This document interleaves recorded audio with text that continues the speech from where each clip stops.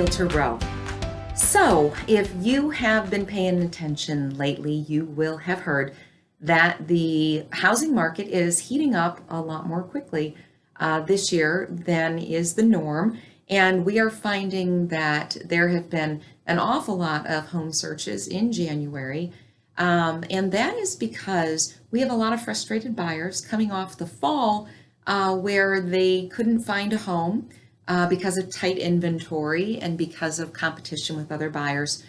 And also because now the interest rates are still historically low and nothing seems to be on the horizon that is telling us they're going to spike quickly. And finally, tight inventory persists and will for some time. So sellers are getting the idea that now is the time to get off the fence and get their home listed. So if that is you, then I just want to give you some advice so that you know where to put money in readying your home for sale. There are some things that you can do that aren't going to cost you an awful lot of money, that are also going to bring you the highest return on investment and get your home sold. So one of the things that we used to always tell people is put your money into your kitchen and your bathroom, and those are the places where you get your highest ROI. And that's not necessarily the best advice right now. What we are finding is curb appeal is huge, and it is not necessarily the highest ticket item. So when you're looking at the outside of your home, consider landscaping. That is something that is going to bring well over 100% return on your investment, whether you are doing it yourself or hiring a professional. That makes a really big difference. So do look into improving your landscape. Secondly, as far as the exterior of your home and helping with your curb appeal, replacing your garage door is another big number for ROI. You're looking at a 97.5% return on investment, and not a huge investment. You're looking at about $3,600 on average for a new door for a two-car garage. And so then also going from the garage door to your entry door, another high ROI of 91.3% for about a $1,500 expenditure. And so here we are outside of the house, not talking kitchens and bathrooms. And the big importance to that is that we do find you need to get people into the house. And so if you're making that exterior very welcoming and updated, then we're likely to get people into the home. And people do think the outside of your home, that is a big expenditure that they aren't going to have to deal with. So these are places where you can spend your money and know that you'll be getting much more of it back. Now, moving inside or actually outside, paint is another huge ROI. You're looking on average at 109% return on investment when you paint. The only time that you're going to not realize that is when you've made some wrong choices. So make sure you're keeping it neutral. Painting things bright white is not the route to go.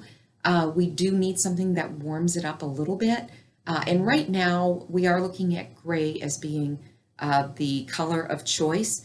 And grays are the most successful are those that are going to be able to be paired with warm and cool tones. So the big color this year is Benjamin Moore's Gray Owl. And so if you're looking to do some painting, look to do that. And as far as the exterior of the home, one bigger ticket item that you can look into that definitely would make a home look more modern and updated is stone veneer. 94.9% ROI on that, and about $8,900 on average for a pretty extensive amount of stone veneer to be installed.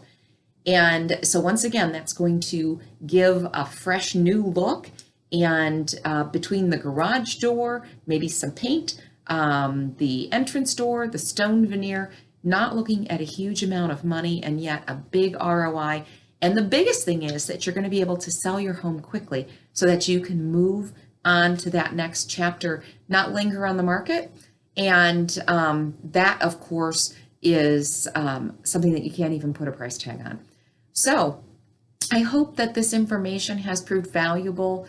Once again, doing kitchen remodels, bathroom remodels, those are always going to be nice to catch buyers' attention. But if you're looking to do those things and then sell your home quickly, do know that those are actually giving you an ROI with bathrooms about 70%, with kitchens somewhere between 80 and 87%.